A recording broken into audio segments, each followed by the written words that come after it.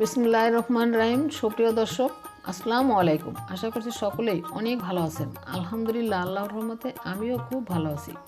আজকে আমি আপনাদেরকে এমন একটি তেল তৈরি করে দেখাবো যেটা আপনাদের ম্যাক্সিমাম মানুষের দরকার।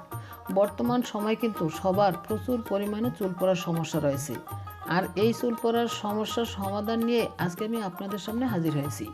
যাদের এই তেল অনেক বেশি প্রয়োজন, আমি আশা করছি তারা এই ভিডিওটা দেখবেন আর আপনাদের মাথার চুল পড়ার সমস্যার সমাধান অবশ্যই পেয়ে যাবেন। আর এই তেল ছেলে মেয়ে উভয়ই ব্যবহার করতে পারবেন। তাহলে আর কথা না বাড়িয়ে মূল রেসিপিতে চলে যাই।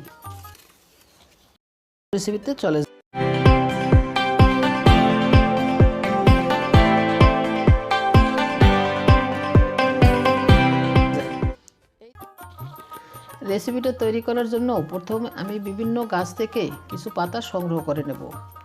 এজন্য চলে আসছি ছাদ বাগানে।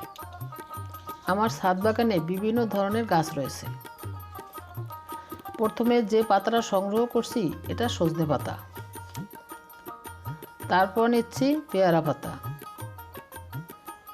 এরপর নিচ্ছি জবা ফুলের পাতা, নিচ্ছি মেহেদি পাতা, তারপর বেলি ফুলের পাতা। এবার চলে আসছি বারান্দা বাগানে।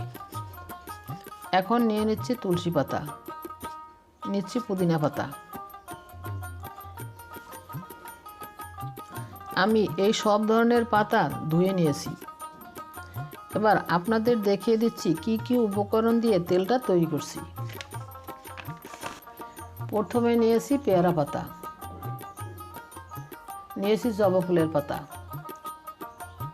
এখানে নিয়েছি মেহেদি পাতা, নিয়েছি নিম পাতা, এখানে নিয়েছি কালো মেঘের পাতা।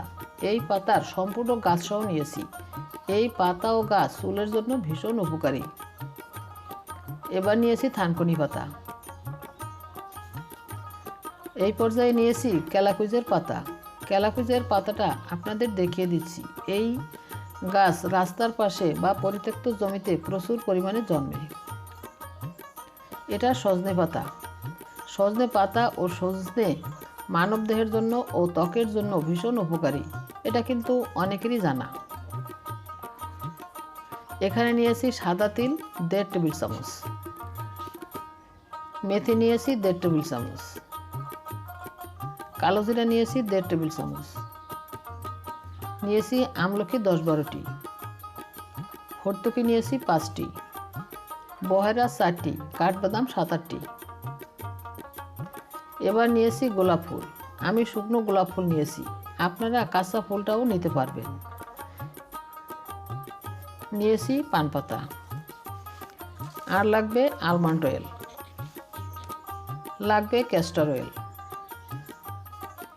লাগবে নারকেল তেল ও সরষের তেল। সবশেষে যেটা লাগবে সেটা হলো ভিটামিন ই ক্যাপ। এবার সব ধরনের পাতা ছোট ছোট করে কেটে নিচ্ছি।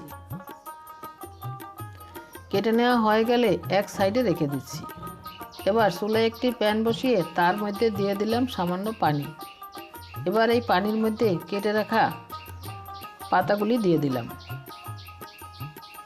এবার চুলাটা ধরিয়ে দিলাম। পানির সাথে নেড়ে চেড়ে পাতাটা একটু সেদ্ধ করে নিলাম।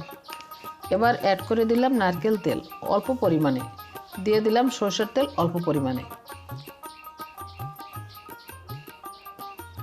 পানির মধ্যে পাতাটা জাল করলে এর নির্যাসটা ভালোভাবে বেরিয়ে আসতে পারে। এবার অ্যাড করে দিলাম আমলকি। আমলকিগুলো শিলপাটায় থেতলে নিয়েছি। এখন দিয়ে দিচ্ছি সাদা তিল, মেথি, কালো জিরা। এগুলো 3-4 ঘন্টা ভিজিয়ে রেখে শিলপাটায় থেতলে নিয়েছি। এবার দিয়ে দিচ্ছি হরতকি, বহেরা, কাঠবাদাম। এগুলো 3-4 ঘন্টা ভিজিয়ে রেখে শিলপাটায় ছেঁচে নিয়েছি। দিয়ে দিচ্ছি গোলাপ ফুল। শুকনো গোলাপ ফুল 2-3 ঘন্টা ভিজিয়ে রেখে এখন পানি সহ দিয়ে দিচ্ছি। আর এই পর্যায়ে বাকি তেলটা অ্যাড করে দিলাম। আমি এখানে নারকেল তেল নিয়েছি 500 ml, সরষের তেল নিয়েছি 200 ml। আপনারা চাইলে তেলের পরিমাণ বাড়িয়ে কমিয়ে দিতে পারেন, সেক্ষেত্রে অন্যান্য উপকরণগুলিও বাড়িয়ে কমিয়ে দিতে হবে। এবার লো আঁচে জাল করতে হবে 45 থেকে 50 মিনিট।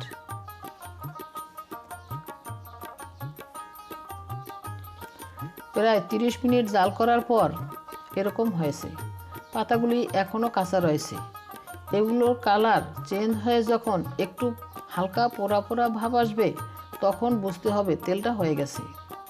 আর পুরো সময় ধরে চুলার আঁচটা লোতেই রাখতে হবে। খেয়াল রাখতে হবে পাতাগুলো যাতে পুড়ে না যায়, তাতে করে তেলের কালার ও গুণগত মান দুটোই নষ্ট হয়ে যাবে। কথা বলতে বলতে প্রায় 40-45 মিনিটের মতো জাল করে নিয়েছি। এ পর্যায়ে সব উপকরণে একটু পোড়া পোড়া ভাব চলে আসছে, মানে সব কিছুর কালার চেঞ্জ হয়ে গেছে। আমি একটা স্প্যাচুলার সাহায্যে আপনাদের দেখিয়ে দিচ্ছি। তার মানে তেলটা একদম হয়ে গেছে। আমি এবার চুলা থেকে নামিয়ে নিচ্ছি। চুলা থেকে নামিয়ে গরম থাকা অবস্থায় একটা পাতলা সুতি কাপড়ের উপর ঢেলে দিচ্ছি। এবার কাপড়ের চারদিকটা একসাথে করে ধরে এভাবে চেপে চেপে তেলটা বের করে নিচ্ছি।